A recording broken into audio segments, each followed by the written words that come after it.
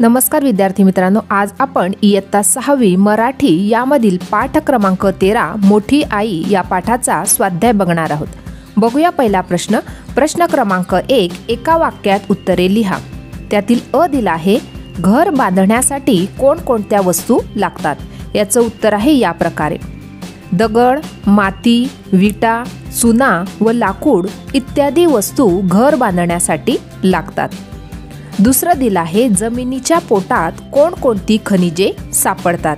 याचं उत्तर आहे या प्रकारे: चांदी, रुपे, पितळ, तांबे, कथील, दगडी कोळसा, लोखंड इत्यादी खनिजे जमिनीच्या पोटात सापडतात।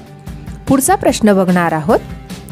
ई दिला आहे, कारखान्यात धातूपासून कोणकोणत्या वस्तू तयार होतात? याचं उत्तर या प्रकारे: लोखंडी खुर्च्या, पलंग, सुया, टाचण्या, चाकू, कात्र्या, गुंड्या, मोटारी, आगगाड्या, विमाने इत्यादी वस्तू कारखान्यात धातूपासून तयार होतात।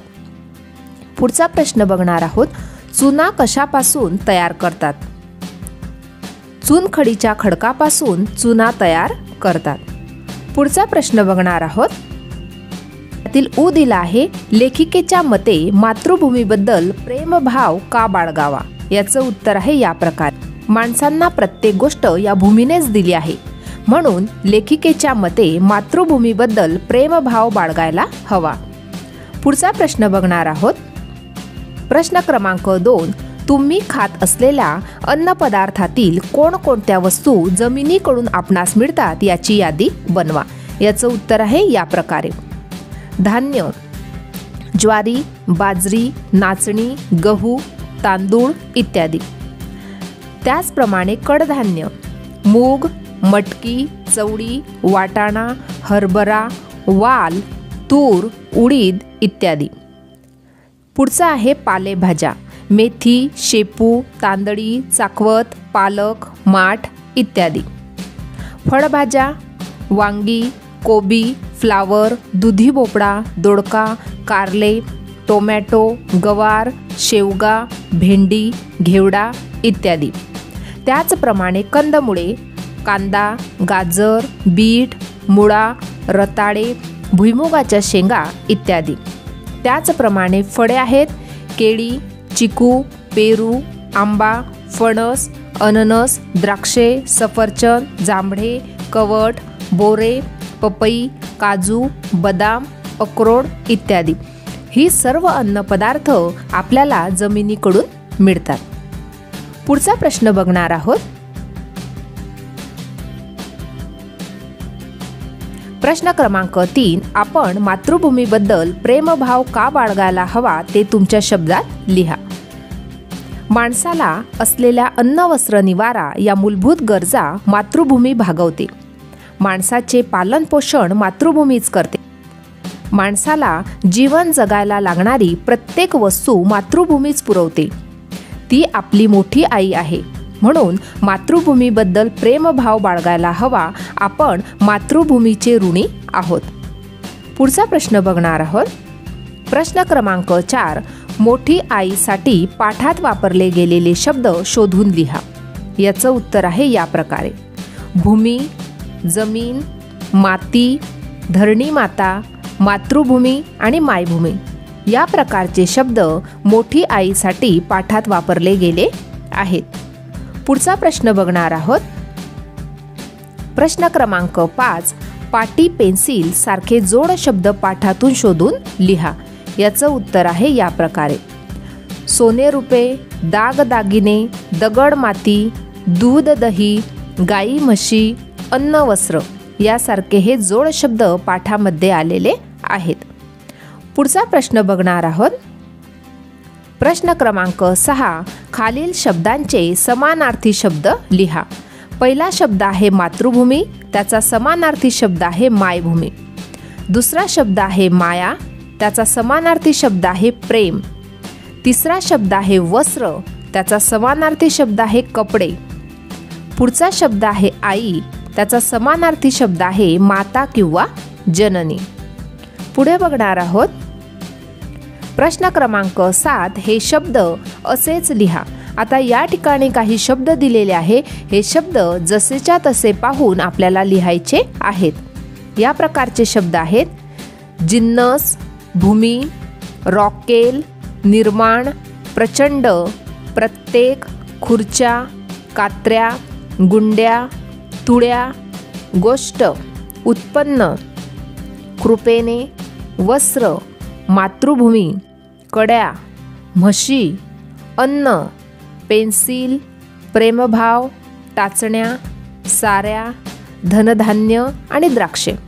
हे सर्व शब्द आपल्याला बघून जसेचे तसे आपल्या वहीमध्ये लिहायचे आहेत। पुढचा प्रश्न बघणार आहोत। प्रश्न क्रमांक 8, खालील पदार्थ कशापासून बनतात ते लिहा। पहिला शब्द आहे फुटाणे। फुटाणे हे चण्यांपासून बनतात। दुसरा शब्द आहे मनुके, द्राक्षांपासून बनतात। तिसरा शब्द आहे भाकरी। भाकरी या ज्वारी, बाजरी, तांदूळ, नाचणी यांच्यापासून बनतात। पुढचा शब्द आहे चपाती, गव्हापासून बनते। नंतर पुढचा शब्द आहे वेपर्स, बटाट्यांपासून बनतात। सॉस टोमॅटोपासून बनतो। सरबत कोकम आणि लिंबूपासून बनतं। त्याचप्रमाणे चिक्की गूळ, शेंगदाणे, तीळ यांच्यापासून चिक्की बनते। पुढचा प्रश्न बघणार आहोत। प्रश्न क्रमांक 9, खालील शब्दांचे अनेक वचन लिहा। त्यातील अ दिला आहे तुळई, तुळया। दुसरं बिजागरी, बिजागऱ्या। झाड, झाडे। दागिना, दागिने। कवट, कवटे। माती, माती। या प्रकारे या ठिकाणी दिलेल्या शब्दांचे अनेक वचन या प्रकारे आहेत। पुढचा प्रश्न बघणार आहोत। हा खालील तक्ता भरा। आता या ठिकाणी आपल्याला मनुष्याचे खाद्य, घर बांधणीला उपयुक्त वस्तू, विविध खनिजे, प्राण्यांचे खाद्य याप्रमाणे माहिती भरायची आहे।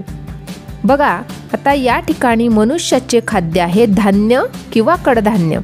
नंतर दूध, दही, तूप। पुढचं खाद्य आहे पालेभाजी आणि फळभाजी।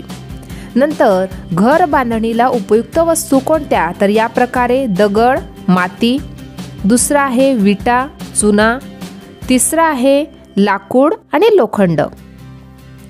पुढच्या तक्त्यामध्ये विविध खनिजे आपल्याला भरायची आहेत। बघा, सोने, चांदी, तांबे हे खनिज आहे।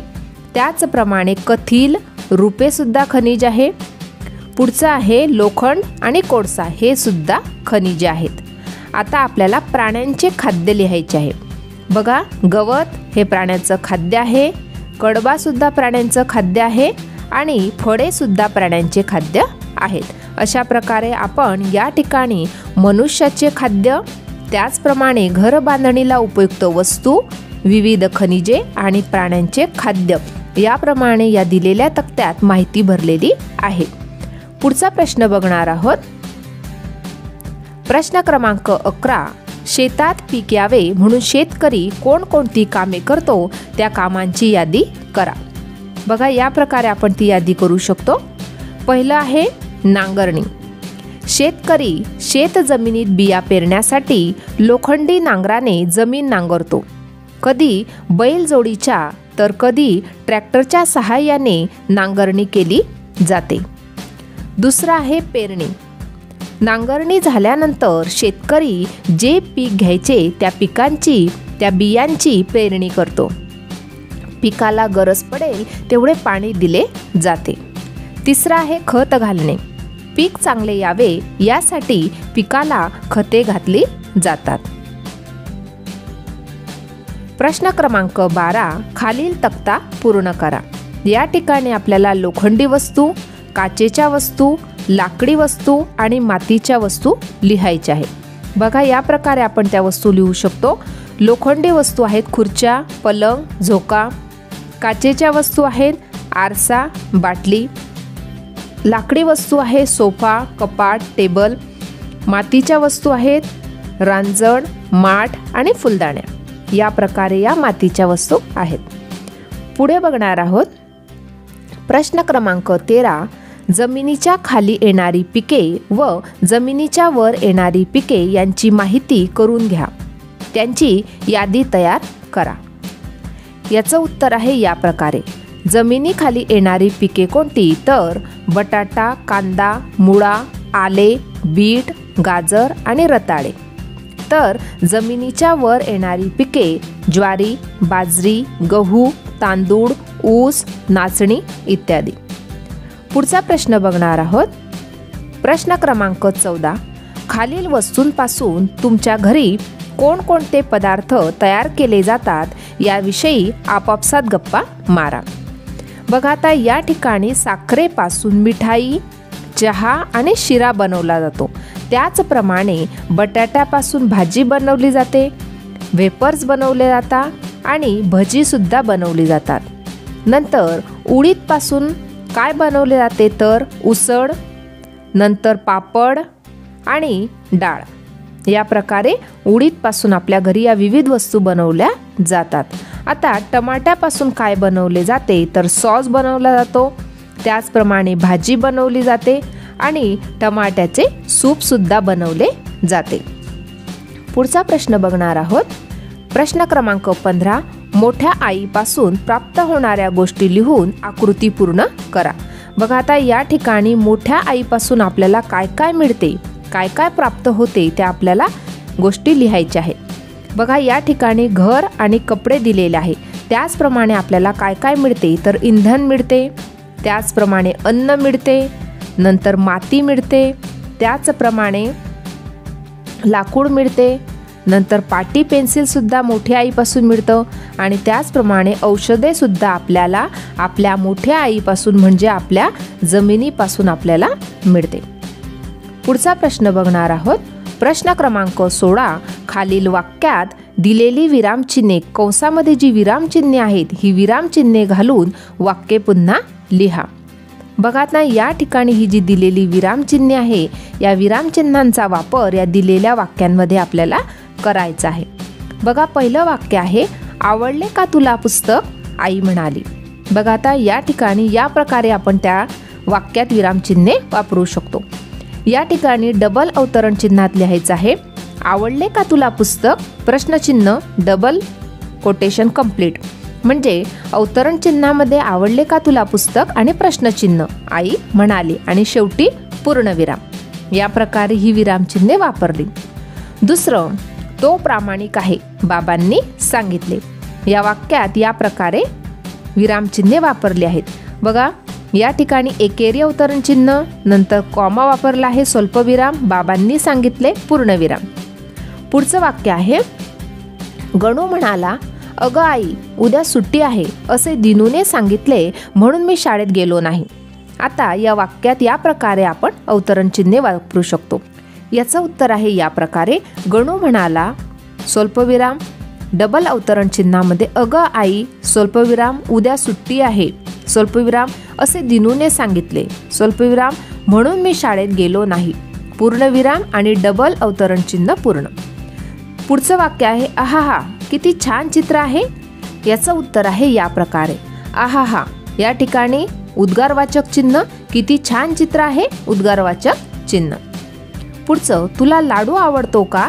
प्रश्नचिन्ह. बघा तुला लाडू आवडतो का आणि प्रश्नचिन्ह दिलेलं आहे. अशा प्रकारे या ठिकाणी दिलेल्या वाक्यांमध्ये दिलेली विरामचिन्हे आपण या प्रकारे वापरलेली आहेत. पुढचं वाक्य आहे, माझे काका मुंबईला राहतात. या ठिकाणी बघा माझे काका मुंबईला राहतात, पूर्णविराम. या प्रकारे विरामचिन्ह वापरलं आहे. पुढचं, मधू, राजा, रजिया व मारिया गप्पा मारत बसले. या वाक्यामध्ये मधू, स्वल्पविराम, राजा, स्वल्पविराम, रजिया व मारिया गप्पा मारत बसले, पूर्णविराम. या प्रकारे आपण या ठिकाणी विरामचिन्हे वापरलेली आहेत. अशा प्रकारे आज आपण मोठी आई या पाठाचा स्वाध्याय पाहिला. आजचा व्हिडिओ कसा वाटला ते नक्की कॉमेंट करून कळवा आणि व्हिडिओला लाईक, शेअर आणि सबस्क्राईब करायला विसरू नका मित्रांनो. धन्यवाद.